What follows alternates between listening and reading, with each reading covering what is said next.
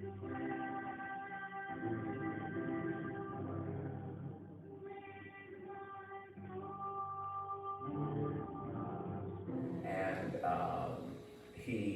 the great benefit of him being with her is like my mother, she is a gourmet cook. So he was used to, and if any of y'all ate any of my mother's cooking, it was the be all and end all. And Janet was that way. And when we bragged about it, my father's comment was, if you can stay up to midnight for it to finish.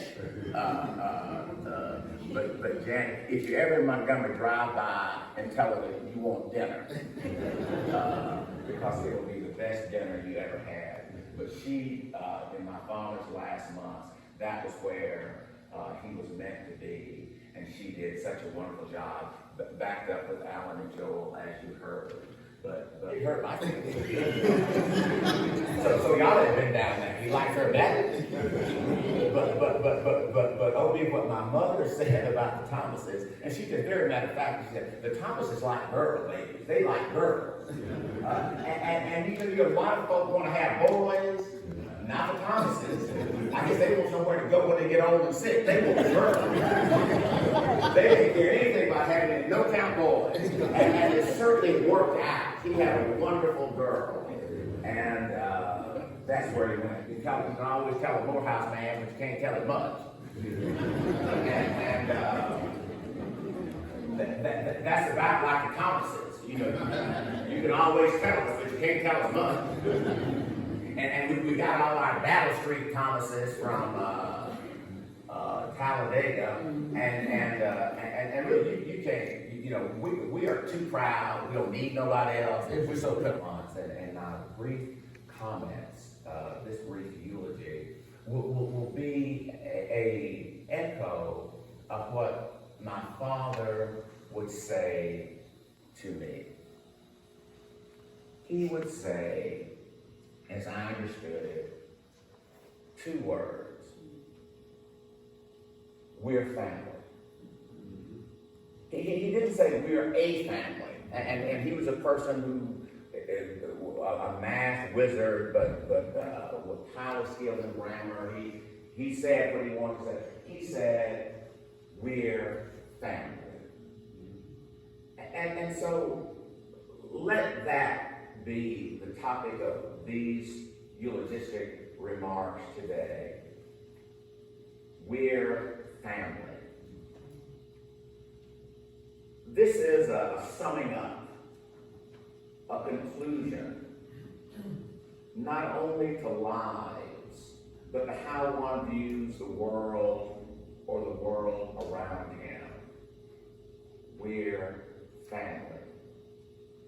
When you look at the Bible and you study it, you see how fraught family life is from the very beginning. Adam and Eve and Cain and Abel. From the very beginning, family life, just a mess, isn't it? Trying to work through things.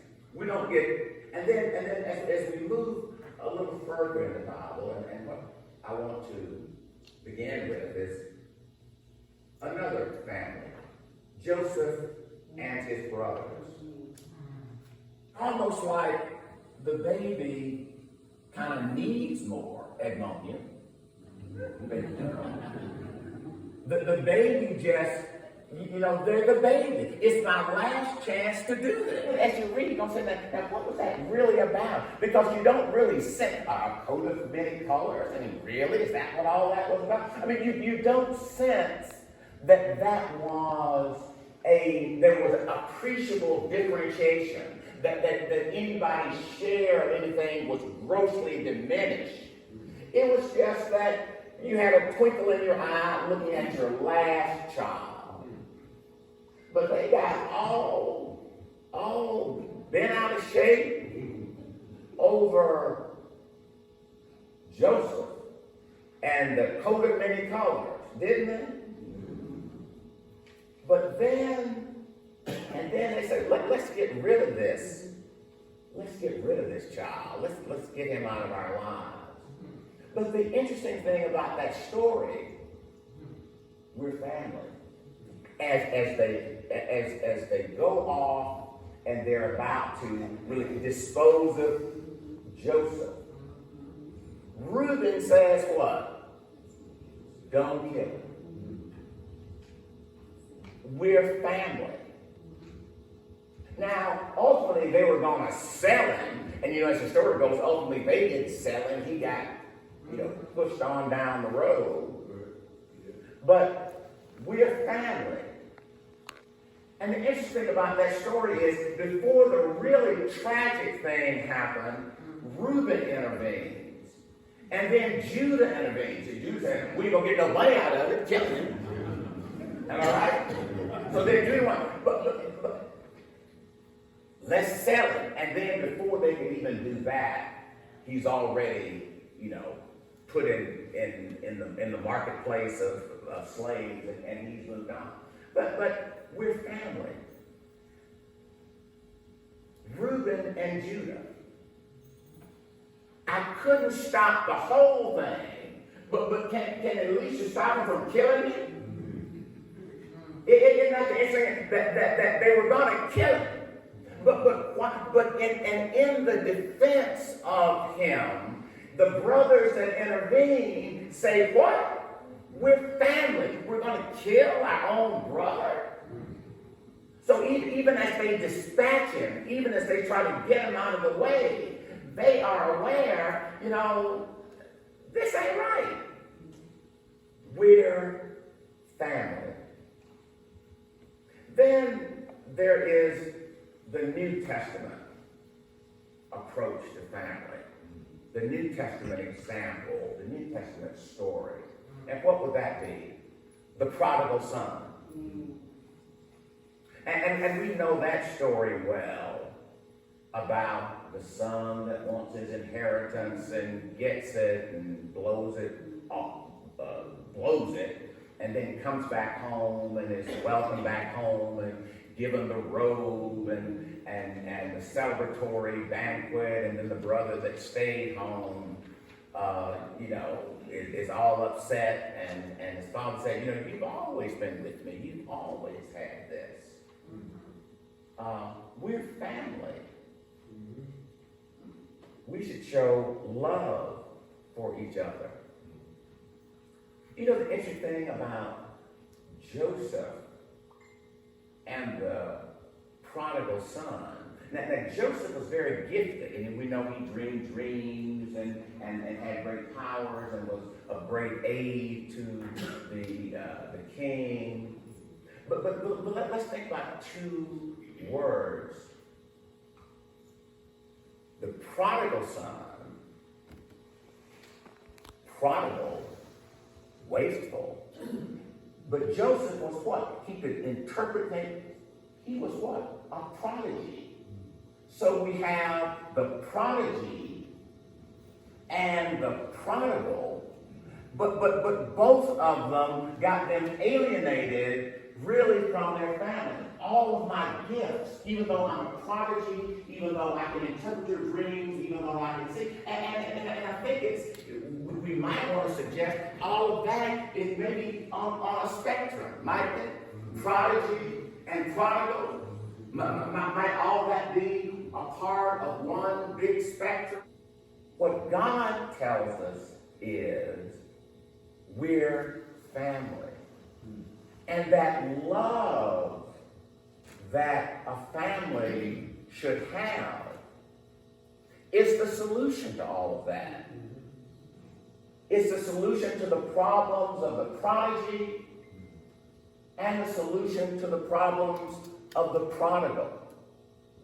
And you're going to have prodigies and you're going to have prodigals. But you have to realize we're family. And so we work through that. These people sitting out there, when the mines closed, my father grew up in Walker County for many years, and they were prosperous in the mines, but when the mines closed, they had to go down and lived with Ben's and Catherine's family, Ruth's family. Yeah. And my father, and he was just spoiled and impossible. And so cousin Alice, he would always tell the story. He got down there, and he was just terrible. Spoiled bad. And I know this because he would tell it himself. And had every privilege. He would say, Elaine, the folk up in Paris would tell my grandfather, that boy's going to whoop you one day. He thought he was just so generous to them and so wonderful. And so when he got down there in Clay County with a big family, he sat down there, he said, he cut a piece of butter and put it on his plate, and he said, you know what his cousin Alice said? And Alice had her own distinctive, deep brogue. Might have been 12 or 13 at moment. He said, Alice said, looks like you're going to eat all the butter.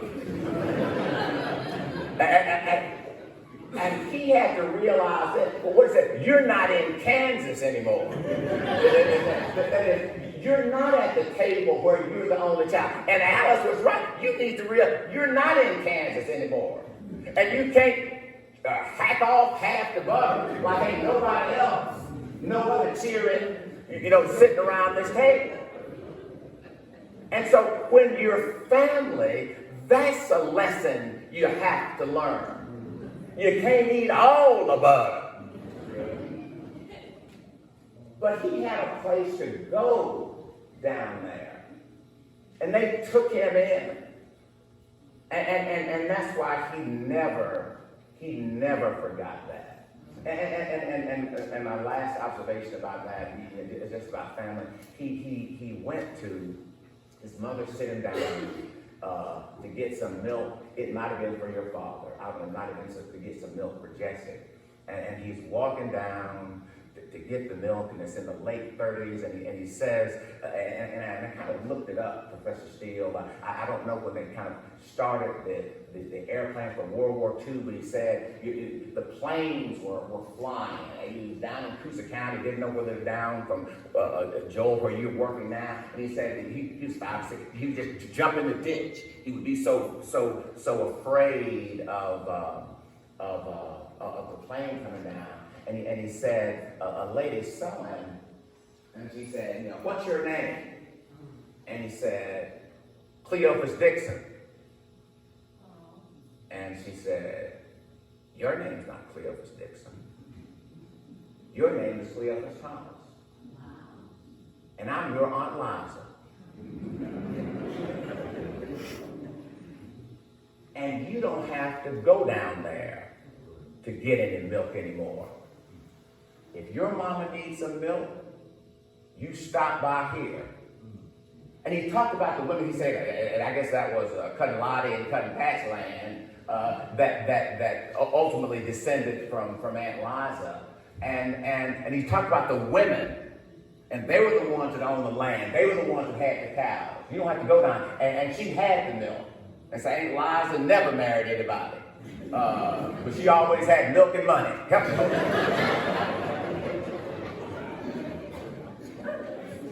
And that was his family. And when I would show up, the highest compliment he could pay to me was, you like Uncle Boo's. Because the whole notion was you need to go and see about somebody.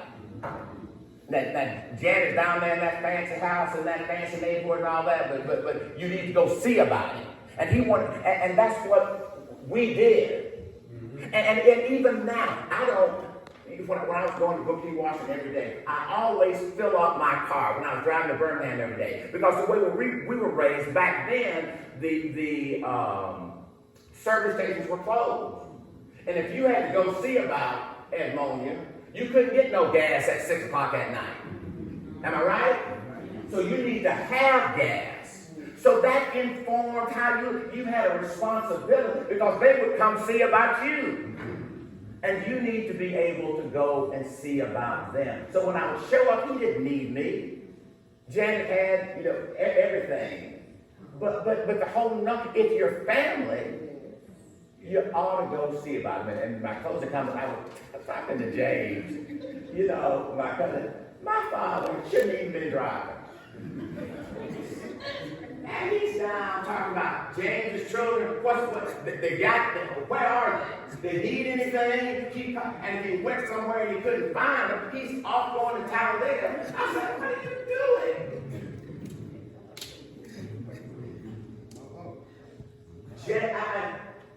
We're family. And in conclusion, his view was, that's the way I got taken care of. That's how I got here. Somebody went looking to see about me. And whether it's your family, whether it's your community, whether it's your neighborhood, whether it's your school, you should have some buy-in and love and affection. And you should remember that the prodigal isn't far from the prodigy. Thank you very much.